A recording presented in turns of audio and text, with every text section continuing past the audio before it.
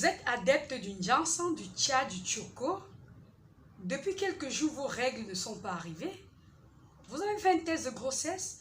Un ding-dong, 2 barres rouges, vous êtes enceinte. Est-ce que votre routine va changer? Est-ce que vous allez garder la même routine? Quels sont les ingrédients dangereux pour le bébé dorénavant et pour l'allaitement quand bien même vous aurez accouché? Restez jusqu'à la fin de la vidéo.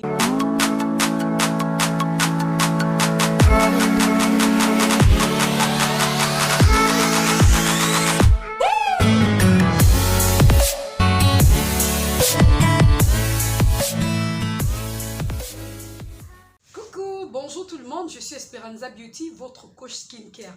Si vous me découvrez pour la première fois, prenez le temps de regarder mes vidéos. Mon numéro est toujours épinglé plus bas à la zone réservée aux commentaires. C'est le premier commentaire, mon numéro. On me contacte pour 3 raisons. La première, pour commander un produit dont on a déjà le nom, on veut juste le prix. Si on est en Europe, parce que j'ai une représentante en France qui peut gérer l'Europe.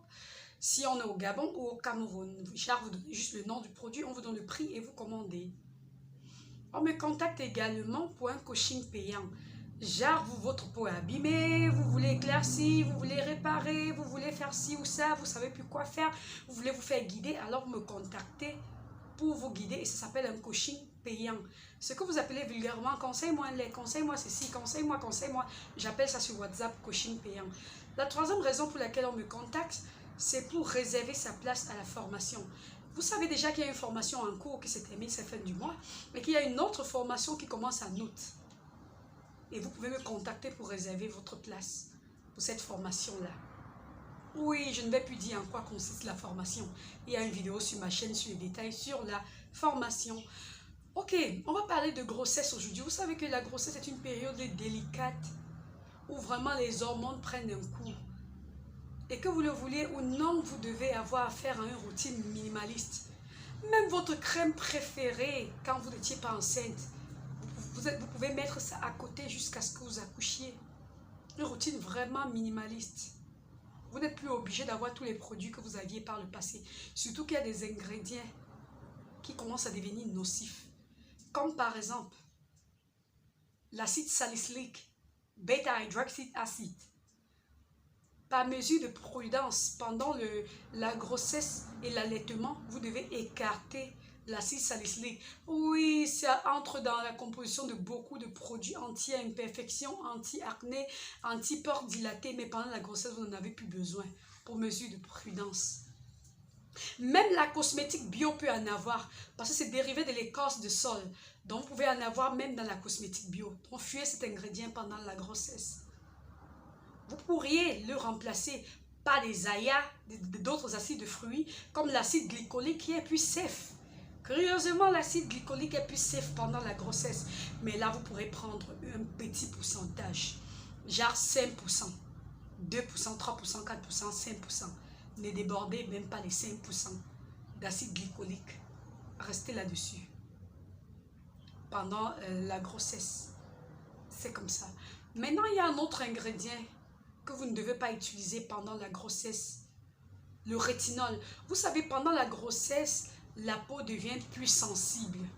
Elle change. Vous ne devez pas utiliser le rétinol le temps pour moi.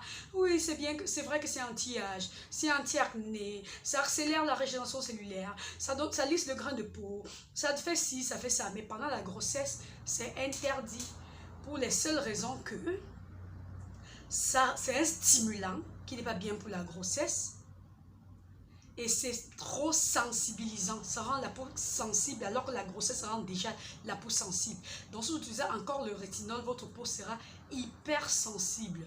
C'est pas bon pour vous. Donc le rétinol et l'acide salicylique sont à bannir pendant la grossesse. Même les sels d'aluminium sont à bannir, ceux qu'on trouve très couramment dans les déodorants. À bannir pendant la grossesse. Oui, pendant la grossesse, vous pourrez toujours vous démaquiller à l'eau micellaire. Vous pourrez toujours utiliser un sérum vitamine C, un petit pourcentage. Mais mettez plus l'accent sur l'hydratation.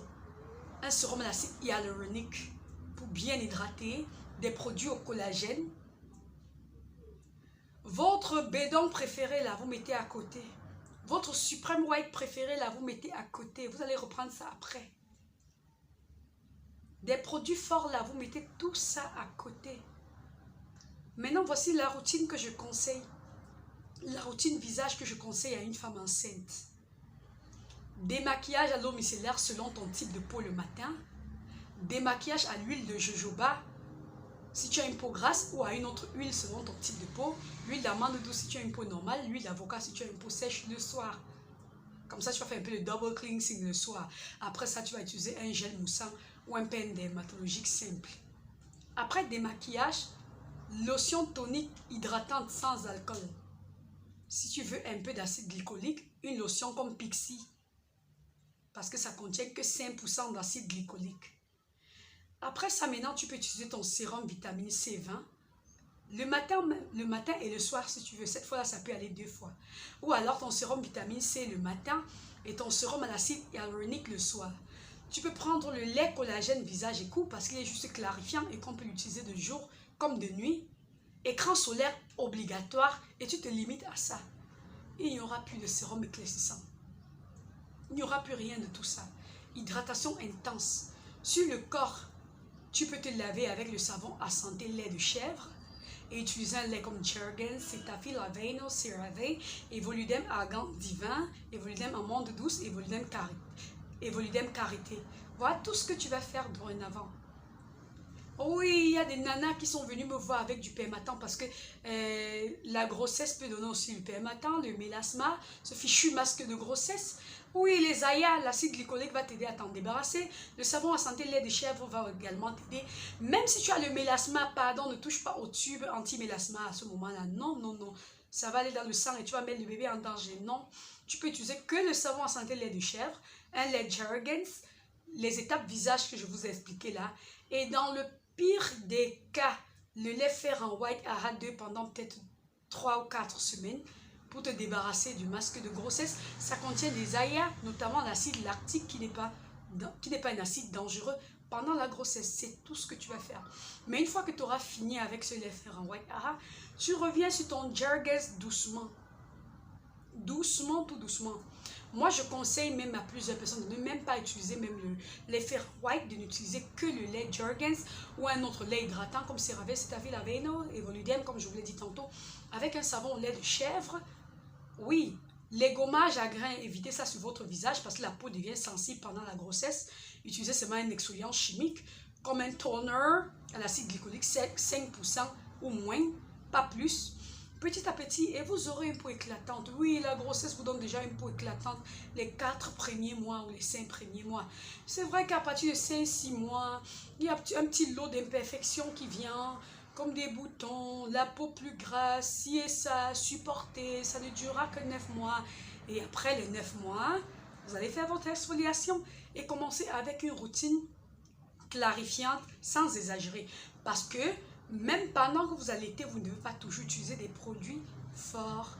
Bon, voilà pour les ingrédients interdits pendant la grossesse. Likez la vidéo, partagez, suivez-moi sur Instagram.